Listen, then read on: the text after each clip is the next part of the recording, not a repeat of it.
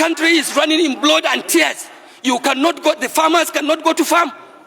Our traders cannot go to market. Worshippers cannot go to mosque, cannot go to churches. Then what are you legislating here?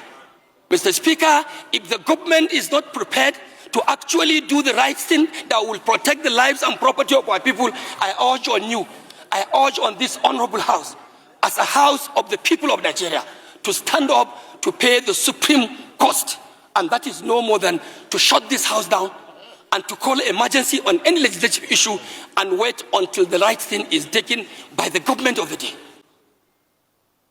The responsibility of security, Mr. Speaker, of course, by the constitutional provisions, it is a sole responsibility, more of a sole responsibility to the center.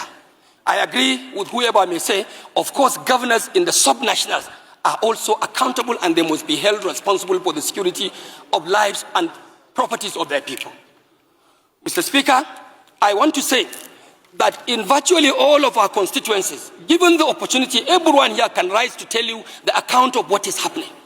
Mr. Speaker, it is not religious. Mr. Speaker, it is not even political. This fight and this menace of insecurity in Nigeria is something that does not have any identification of one's party or one's religion or one's tribe whatsoever. It is a calculated attempt to demoralize Nigerian state. And if care is not taken, Mr. Speaker, even for those of us who take politics more seriously, we'll have a very big question to answer at the end, because it is like this unnecessary insecurity going on. This is a high level of conspiracy targeting our political processes. As we are approaching 2027, Mr. Speaker, we will all be expected to have a peaceful conduct of our polls. How do you have that if our communities, local communities, are plunged into crisis, into banditry, into kidnappings in the churches, in the mosque, even down in the oil-producing area, which is our economic live wire? Production of oil, crude oil, is being unfortunately undermined by militia groups. So it is like a collective thing that we must put our hands on deck and call whoever is responsible, sir, to order. Order, order, and order. And this house must not take for granted that we are not part of the government. If the government is wanting, this institution of the legislature is a component of the government itself. We have to look inward to ourselves and see what more of oversight functions, like some members have said, are we going to make? Are we going to provide? Mr. Speaker, we can even declare legislative emergency. Close the house, shut it up. Who are you legislating for? What laws are you making when the country is running in blood? The country is running in blood and tears. You cannot go, the farmers cannot go to farm. Our traders cannot go to market. Worshippers cannot go to mosque, cannot go to churches. Then what are you legislating here? Mr. Speaker, if the government is not prepared to actually do the right thing that will protect the lives and property of our people, I urge on you, I urge on this honorable house, as a house of the people of Nigeria, to stand up to pay the supreme cost. And that is no more than to shut this house down and to call emergency on any legislative issue and wait until the right thing is taken by the government of the day. Mr. Speaker, I also want to believe we are equally responsible. We should also go down to our constituencies and lead civil organizations, like the civil vigilante. Let's go and reorganize our vigilante groups. We take commands and take charges of such civil organizations to see how we can salvage and protect our country, Nigeria. What is happening today, Mr. Speaker, is not just to call for mere security or an average performance of security agencies. What we expect of Nigerian government, no more, no less, my Speaker, is to have absolute security. It's for us to have absolute safety. Mr. Speaker, Nigeria must have absolute protection of the lives and property of our own people. This is my take, Mr. Speaker. And I also want to use the opportunity to tell you that my immediate constituency, which is enclave at the southern part of my state, Kano, is also undergoing serious danger, because in the constituency we have what we call the huge Falgore Reserve, lying in between Kaduna State, Plateau State, Bauchi State, through Ningi and Bura, Mr. Speaker, and also contacting some part of Jigawa State to the axis of Turkey. This place used to be a tourist attraction. Many people come in, including tourists from abroad.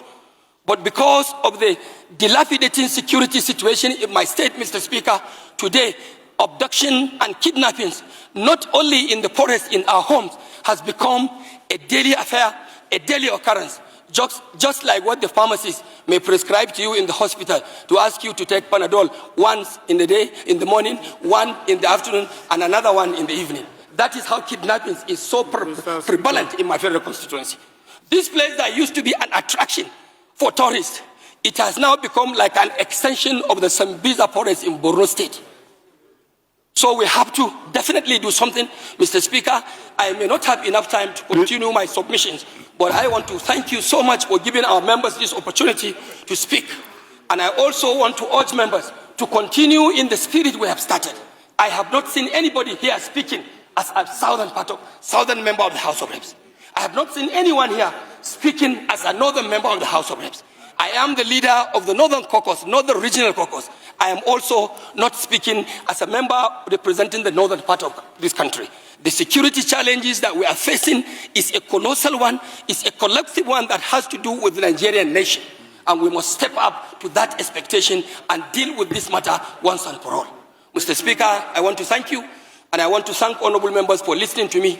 And I also want to further tell you that I have not lost my hope in the renewed hope agenda. I'm still a proud member of the APC. No, we can see it from your cap. While I commend the celebrated Honorable Doguwa, it is important to note that we are the hope of Nigerians, the parliament. We are the fulcrum of democracy.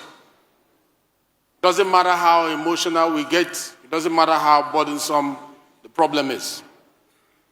We cannot argue that the parliament should be shut down because the problem is much. This is the solution hub of the nation. I want to say that we should be careful in projecting what might be misunderstood by the people outside this chamber.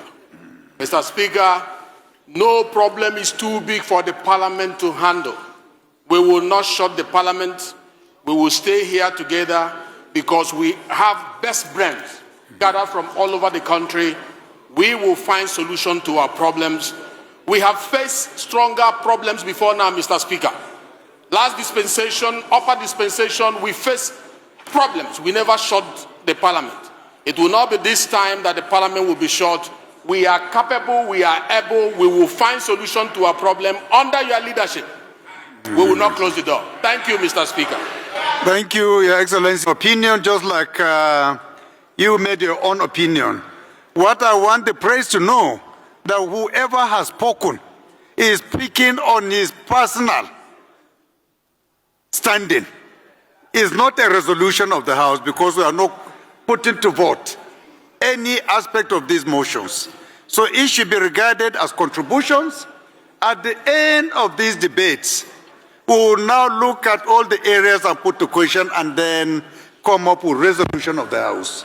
So anything that is being mentioned here is just a mere opinion of the Speaker, not the General House. So please let it be taken note of accordingly. Thank you very much. The next to speak